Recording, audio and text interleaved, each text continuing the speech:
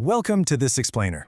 Okay, if you're in medical coding, you already know the drill. Finding the absolute exact right code can sometimes feel, well, it feels like solving a mystery. And honestly, is there anything more frustrating than a patient's care journey getting suddenly interrupted? You're just left holding this partially completed chart, and it's basically a claim denial waiting to happen if you get it wrong. So today, we're going to put on our detective hats. We are going to crack a very specific medical coding case using a structured process of elimination. We're diving deep into the coding logic and rules that govern a super specific but honestly incredibly common scenario in antepartum care. Right, let's just dive directly into the scenario. Imagine this. A pregnant patient comes into your practice. Over the course of a few months, they receive exactly 5 antepartum visits. Everything is progressing perfectly normally. But then, life happens, right? Maybe they get a new job and move out of state, or perhaps their insurance policy changes mid-pregnancy and they have to switch providers. Whatever the reason, they transfer out of your practice before the actual delivery takes place. So the central question we are answering today is, what is the absolute best, fully compliant way to bill for the antepartum care you provided in this exact situation? Now, in the world of medical billing, details matter, but in antepartum care, precision is quite literally everything. And the number 5 is our anchor here. That single digit is the absolute most critical piece of evidence we have for figuring out the right path forward. I mean, a shift of just one number in either direction, it completely alters the revenue trajectory for the practice and the coding logic you have to apply. So keep that exact count. 5 visits, top of mind as we work through this, because it dictates every single rule we're about to explore. To really grasp the administrative headache here, just think about the clinical journey. We start with the initial intake, the extensive medical history, the lab work. That's visit 1. Then we settle into the routine building up, visit 2, 3, 4, 5. And then, bam, abrupt stop. The timeline just halts entirely. The expected finish line, the delivery, never actually happens for your reporting provider. This leaves the billing department stuck in this frustrating state of limbo. The work was undeniably done, practice resources were used, but because the clinical story lacks its standard ending, capturing that work means navigating some very specific CPT guardrails. To solve this, we've rounded up the usual suspects. When a coder is sitting at their desk stressing over how to handle a transfer, they generally debate 4 potential paths: CPT 59400, Standard Evaluation and Management Codes, CPT 59426, and CPT 59425. It is incredibly easy to pick the wrong path if you don't know the exact parameters of these codes. So rather than guessing or, just doing what was done last time, we are going to knock them out one by one, based strictly on the established coding logic. Okay, first up. Our instinct as coders is often heavily driven by muscle memory, isn't it? When we see maternity care on a chart, our brains immediately jump to the global package. It's standard, it's comprehensive, and frankly, it's our bread and butter. But in our transfer scenario, this familiar instinct is a massive trap. It's the easiest code to reach for, which makes it a major liability if you don't pause to consider the missing piece of the puzzle. Let's investigate that first suspect, CPT code 59400. This code represents the entire global package. Just think about how massive the scope of this code actually is. It's designed to encompass the initial visit, all routine antepartum care, the delivery itself, and the complete postpartum care phase, the whole shebang. It represents the entirety of a standard pregnancy journey. Because it is so all-encompassing, it is totally inappropriate for a partial journey where the patient leaves midway through. The rule governing this is absolute. No delivery equals no global code. It really is that straightforward. Because the patient transferred out and did not deliver with your specific practice, you are explicitly barred from billing the global package. Doing so is an instant audit flag and a major compliance violation that payers will absolutely penalize you for. So you can definitively cross 59400 off the list. Our first suspect is officially eliminated. All right, with the global code out, what's the next logical step? Well, you might be tempted to just use Standard Evaluation and Management, or E&M codes, for each of those 5 individual visits. We've all been there. Coders are under pressure to hit productivity metrics, get claims out the door, and piecemealing E&M codes feels like a safe, quick fix just to make sure the provider gets compensated for something. It gets the chart off your desk, right? But actually, it's a deeply flawed strategy.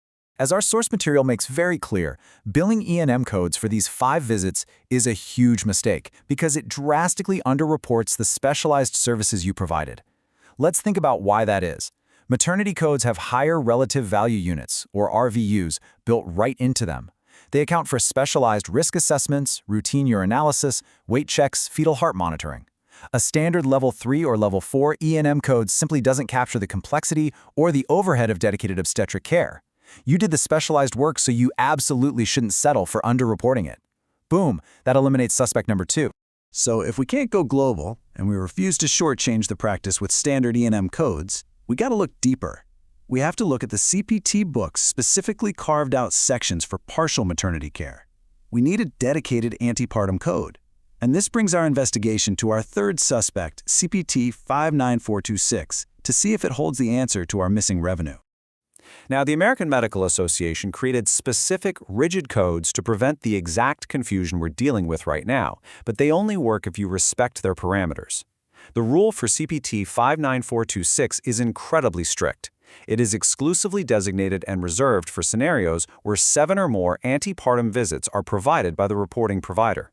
The structure here is not a suggestion, folks. It is a definitive numerical threshold. And the math simply doesn't align for us here. We are holding a chart with exactly 5 visits, but 59426 demands a strict minimum of 7.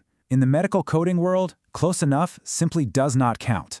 You can't round up to unlock a higher code, and you definitely can't stretch the clinical reality to fit a billing bracket. Because we don't meet that 7-visit minimum threshold, 59426 is also entirely off the table. By strictly following the coding logic, we've systematically eliminated our first 3 options. Coding really is often just a process of disciplined elimination.